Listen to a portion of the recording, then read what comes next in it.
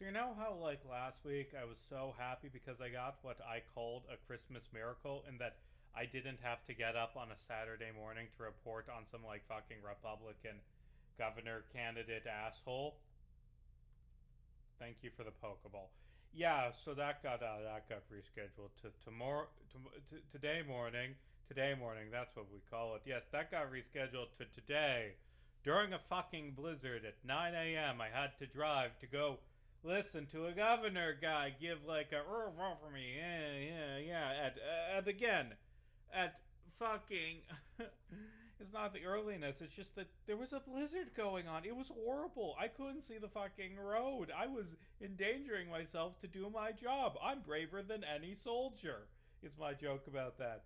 Like, I didn't like. It normally takes me like the place where this happened. It normally takes me like 20 minutes to get there. It took me 45. I had to drive so slow. The roads were so bad and it was so windy, and I had other stuff to cover that afternoon. I just said, "Fuck it, I'm not doing that. I'm not going back out again." So I blew that off. So that ugh. I hate winter. I'm sick of it. I'm ready for it to go over. I hate driving and all this fucking snow. It's terrible. I figured out the supersedes setting for my emulator, so I can use this to blast through these trainers. Yep, and you just roll out. Yep, I don't even have to play the game. Should I replace? I'll replace Growl with Bite. Yay. And you know, it was this guy, his name is Adam Steen. He's running for like Iowa governor, and he's an ass. He's just a fucking ass. He was admittedly pretty friendly and like jovial during most of it, but just occasional moments where you can tell, oh, this guy's got some shit deep down. This guy's a bit of an asshole deep down because it's like, oh yeah. We need. I don't know why I'm making Canadian. We need a lot of. Yeah, I don't care about these people. Like, we need more investment in the trades and like programs for trades in high school, so those kids don't go to the woke indoctrination that is universities. Oh, this guy's got some evil shit deep down. Like, I don't want your adventure rolls. Blah blah blah. Give me an encounter like, oh yeah, this guy's got some very far stuff like just we gotta get that woke stuff out of our schools. Hey, what you mean by that, pal? What do you mean by that? I know what you mean, but be more specific what you mean by woke, you person who wants me to vote for him, and I'm not going to do that. Like, I don't know, just the guy rubbed me the wrong way. Uh, like his big thing is, oh, I'm such a good Christian and I go to church and cool, you and every other fucking politician in the state, you're not special. Like, oh, I'm a Christian, that's why you should vote for me because I'm a Christian. I'm gonna die to roll out. Okay, no. But so fucking what, dude? And he's like, and as a Christian, I know that we need to cut all government funding for homelessness programs and let them die on the streets. That's what Jesus said. Fuck the hobos, let them die. That I believe that was John 3:12. Is that specific verse? Like these? Oh, it's fine, it's fine. The churches will take it over. The churches exist now, dude. We already have churches, and they're not doing that. They're not helping with homelessness. Either they're incapable or unwilling, and that's not gonna change suddenly, dude. Like, the churches aren't gonna help with homelessness. So your thing is just, I want homeless people to die because that's what Jesus told me to do. Jesus said, fuck the homeless. That's Jesus' most famous thing. You're just a fucking prick.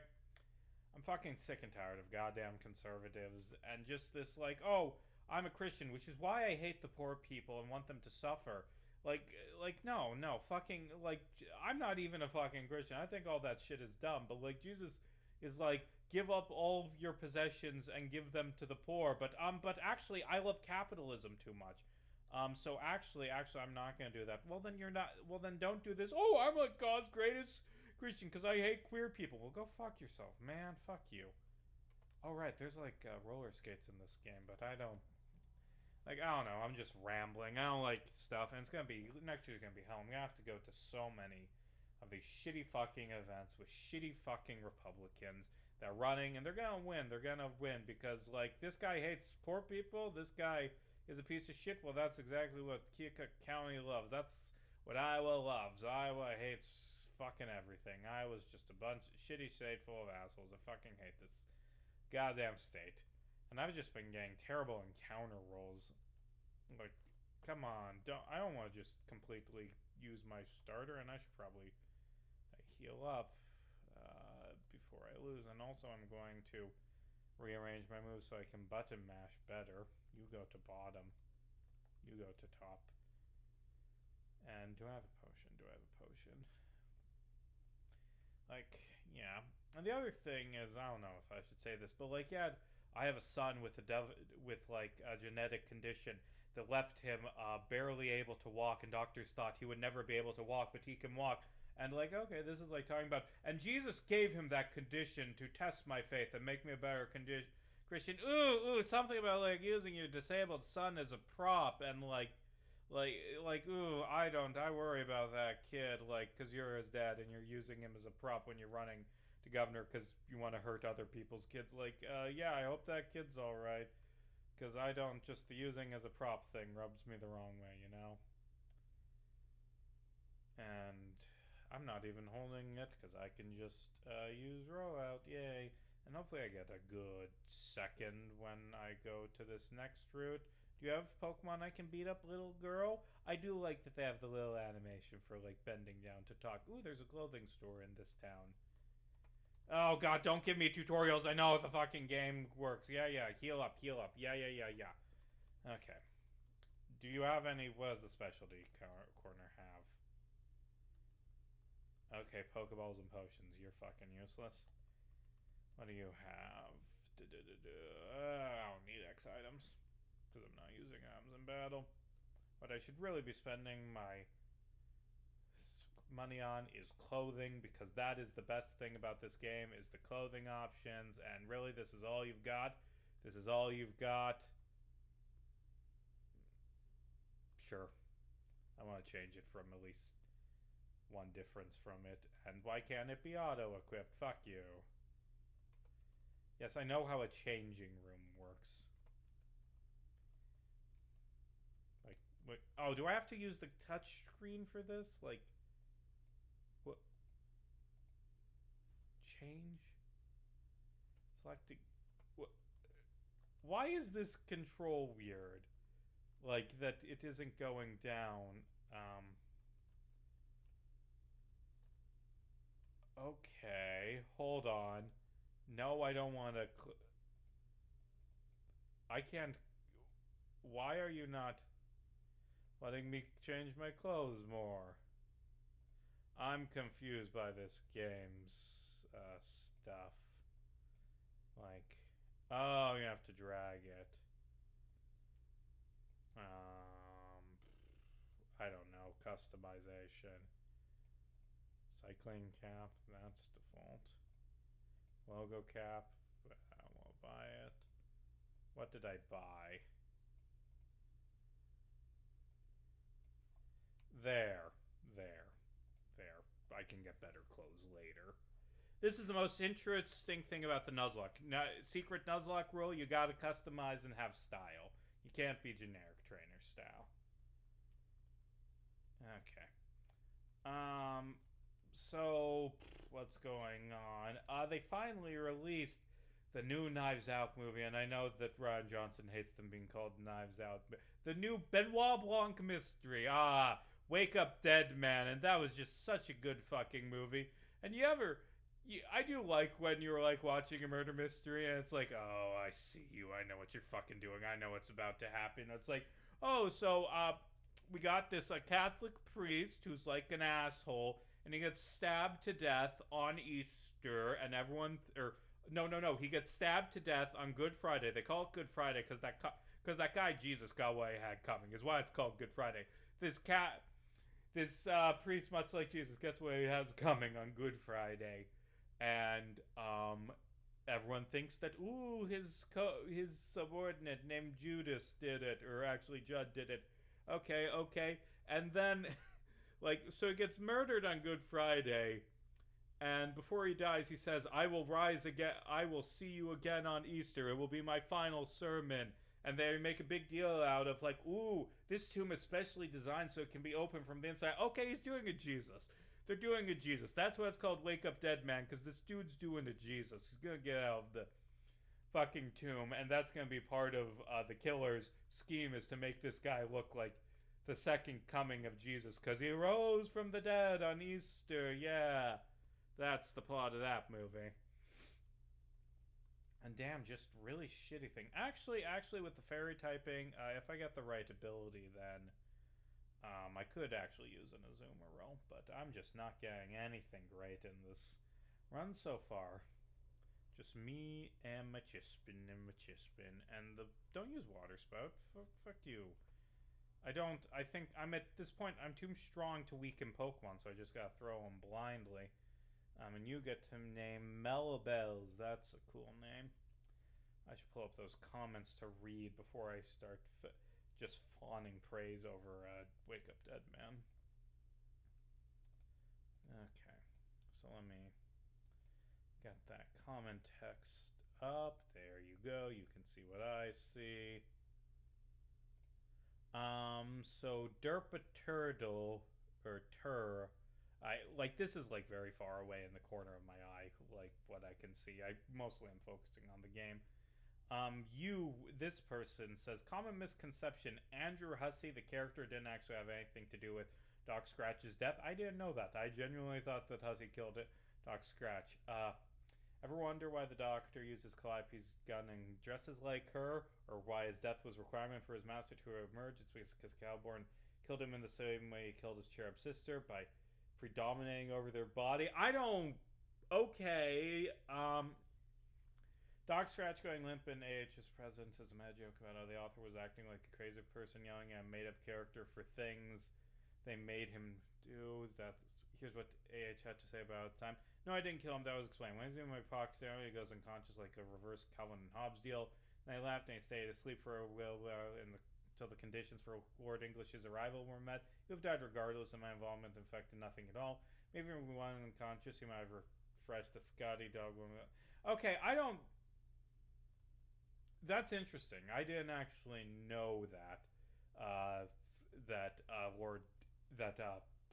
Doc Scratch wasn't killed by Hussey, and I kind of dislike that explanation because A, it is explained in the story pretty as explicitly that Hussey did kill Doc Scratch. So yay, I can roller skate in this game. Can I do the spin thing on my keys? No. Okay, but yeah, I didn't know that, and I honestly kind of dislike it because, like, the Doc Scratch was clever and tricked Hussey. Can I not go into a door while roller skating? That's a problem because I don't have the other keys bound to anything. I don't have the D-pad bound to anything. But neat. I didn't know that. I kind of prefer it for Scratch tricking Hussey, admittedly. I don't know if you read comments or not. I read a lot of comments. I read every single fucking comment. I read too many goddamn comments. There will eventually, hopefully, be a point where I stop reading comments because it's just too much. But currently, I read every comment. 2 cents on Vriska after Act 2. I've overlooked the point of the comic was trying to make with her post-retcon self. I agree. We'll have to talk about pre-retcon before I get into that. Pre-retcon Vriska's adventure in the Dream Bubbles started as a natural continuation of who she was at that point. She was killed by Terezi, but that doesn't mean a bit in Homestuck being Vriska. It was inevitable that as soon as things started happening again to fall back in her old ways, yada. Bizarre for main characters obsessed with relevant stuff stopped going up halfway through the comic. And as a result of that, Vriska following a reality check, her plans fell apart. She pushed away her friends, got to see herself from another perspective through Aranea. This pushed make blah blah blah, make better, grow as person. In the end, Vriska, basically this is a very long comment, and I'm skipping past it. I talked about a lot of this in last April's video about the alternate endings for Homestuck people have written. I think I've come around a lot to the Vriska surviving, because it's become more and more clear to me. Like, it's like, well, why does Vriska get a good ending when she was a bad person? Well, that's not what's happening. This is the bad ending. This is Vriska not growing. It's Vriska. It's the evil Vriska who doesn't get to grow, and the irony with Terezi, Like, I was too hard on that, like, when I made What Killed Homestuck, which is my most popular video essay. Even though I kind of now disagree with a lot of it, I appreciate the retcon a whole lot more. I think that video's kind of generic and just doing a lot of, like, fan belief stuff. Like, I do think I have come around to the retcon, and what clicked is like this is the bad ending for Vriska. It's Vriska doesn't get to go to the paradise good ending at the end because like she hasn't grown. Like that's Vriska being treated as bad and punished by the narrative. As much as honestly, I don't really give a shit about characters being punished by the narrative and like the catharsis of ooh they're bad and they get treated like bad. I think that's overrated, and that's a lot of what my next video is about actually. And speaking of that video, let me pull up my schedule. I did some good writing on that. I think it will be easy to get that one done. It's always the second week of the month I end up getting like swamped with work and haven't been able to do as much writing as I could. I'm behind on the Batman video. I am doing good. I'm on pace with the Epstein video. I got 3.5 hours edited. I'm on pace. I think I will by Christmas have all my things I want to have done by Christmas done. And then after that, it goes into January, and I'm just going to press roll out and sit here and watch as I win. The animations in this game are a little long. Like, they look decent for the time, but they are a bit long. How's you guys' night doing? Are you warm? I can't fucking hear you respond, so why are you responding? I mean, I guess you could comment, but I don't do the comments from my second channel in the series. I do comments from the main channel in this series. But yeah, Wake Up Dead Man was so fucking good. Just this, I love murder mysteries. I love this incredible, complex murder mystery. And it, like always, what's great about the Ron Johnson murder mystery movies with Daniel Craig is Benoit Blanc is that they always have something to say and that they're tackling some real topic and like have a really complex, nuanced, and meaningful thing to say about it. It has a lot to say about Christianity, and honestly, it's nicer than Christianity than I am. It has a lot to say about faith, but also at the same time being like, hey, Christianity is in the United States at least becoming interlinked with fascism, and like there's these big misogynistic problems with Christianity that existed for basically forever. Like there's a lot of problems with Christianity, but also it has meaning and it gives some people hope and helps comfort them, and that is an important thing to acknowledge, while also being like, hey, this shit's horrible and it needs to stop. You need to stop being sexist, Christians. Like that's like really nice what it has to say. Don't talk to me. Fuck you, don't talk to me. Fine, I'll go talk to the professor. Like it's just so good, and I love Jude as a character. Like they always give just these great assistants for Benoit Blanc. Blanc continues to be an incredible, fun character. Like just I don't want to say more about the movie because I'm just spoiling it more than I already spoiled it from its. Well, to be fair, that's like the fucking title of the film. It's just incredible, and everything it has to say, and it's a really interesting, complex murder that like the pieces are all there. You can pick up on it, figure it out as it's going on, but still like the final like confrontation, like talking scene with the killer is really good, and it's really good because like it isn't just the ending of the other two movies. It like this movie knows like that's different and is like how do I phrase it? Like if you've seen the movie, you know what I'm talking about. And I'm going to actually, because I see that there are different colors of grass, and I know those different colors of grass have slightly different encounter rates. So if I cheat, I can guarantee what I think is good. So looking at it, we got yellow flowers, which is 5% Ralts, 5% Badoo, or 10% Badoo. That's bad. That's not very good. That's the reds are 5% Ralts, 10% Badoo. That's bad. What about the normal grass? Is there normal grass? Is it all just flowers? Well, never mind. That was a waste of time, me looking that up. Hopefully we get a Ralts. I want a Ralts. They don't give you, like... They don't, unfortunately, they don't give you, like, barely any Mega Stones, which sucks. And a Combee, another Pokemon that isn't very good that I'm going to use. Wait. It's a male Combee. It's the worst. It's the most useless. It's a fucking male Combee. This is terrible. Hey, Bionicle Man. You get a male Combee named after you. I guess Fate, and I don't fucking believe in Fate, hates Bionicles. I'm going to weaken it with Vine Whip. If it dies, it doesn't get caught, but it wasn't going to be used anyway. Bionicle Man says, I think it's particularly interesting to note the difference in narration style between Dirk and Calliope. Alternate Calliope, while Dirk actively manipulates the story, Calliope, the muse of epic poetry storytelling, simply tells without interfering. And there are Calliope... Dirk wants to dominate the story and doesn't give a shit about interfering. Calliope interferes. She doesn't go out of her way to interfere, and it's very clear. It's just sort of like subconscious sometimes, her interfering. But she does interfere from time to time. It's not like she's a completely neutral third party that never does anything. But yeah, she is different from Dirk because she at least tries to be neutral. There's a few things.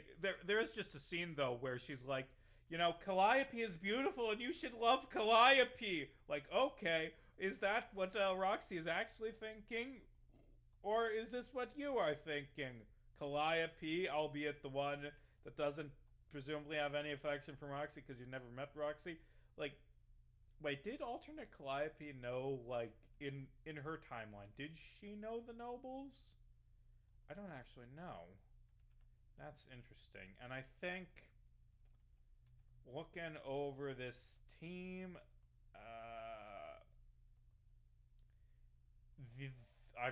I'm just going to rank them by how willing I would be to use them.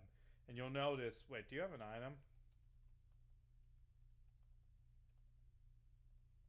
Then why do you have a TM symbol? What? Yeah, I've ranked my Pokemon by how likely I am to use them, and you'll notice I don't plan to use any of them except for my starter and maybe the Azurill, because this is just real shitty early game. Although I do actually think one of the strengths of X and Y, why it is actually a good game to Nuzlocke. I've Nuzlocked this game many times in the past. Like, see, this is something I could have at least considered using. And you evolve into Quilladin, that's good. Like, a nice thing about X and Y is that I'm pretty sure it has the biggest, either it or, like, Sun Moon, has, like, the biggest decks of different Pokemon you can catch. Like, it at least at the time had the biggest decks in terms of individual Pokemon. Like, there are a lot of different Pokemon. Like, every time you play this game, you get a completely different team if you're doing a Nuzlocke. Like, there's no, like, 50 routes of Tentacools. There's, oh god, it's like you're evolving all the bad Pokemon and, like, wasting my time with texts about them leveling up because of the experience share, how it works in this game. And honestly, I don't give a shit. I don't. It's fine. I'm okay with this being an easier game to Nuzlocke. I'm doing set mode and no items and not really paying attention to the bottom screen stuff to make it easier. But, like, yeah, there's, like, such a diverse, like, every route has, like, 8 different Pokemon to catch, and that's so much better than, like, what a lot of the old games do, where it's like, awesome, this is the route with Pidgeon, this is the route with Pidgeon, this is the route with Pidgeon, this is the route with Tentacle, and this is the cave with Zubat, and this is the route with Tentacle, and this is the route with Pidgey, and this is the route with Tentacle, and this is the route with Tentacle, and etc. Like, come on, give me multiple, like, you don't really need dupes clause as much in this game.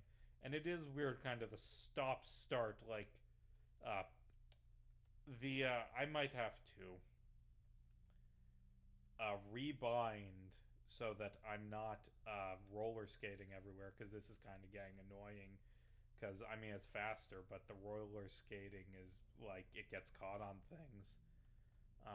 But I do like just part of, like, I like when Pokemon games have a little bit of their own identity, and I'm going to skip these trainers because I don't need the experience and rush to Lumiose so I can get another usable Pokemon. I'm going to skip these items too. I'm going to come back here, and I'm going to come back for those trainers after the next gym leader, because I'm just going to come back after I deal with Sycamore. And should I keep playing till I get the starter? No. Ooh, return, that's good. Next time I shall explore Lumio City and get all the stuff in Lumio City.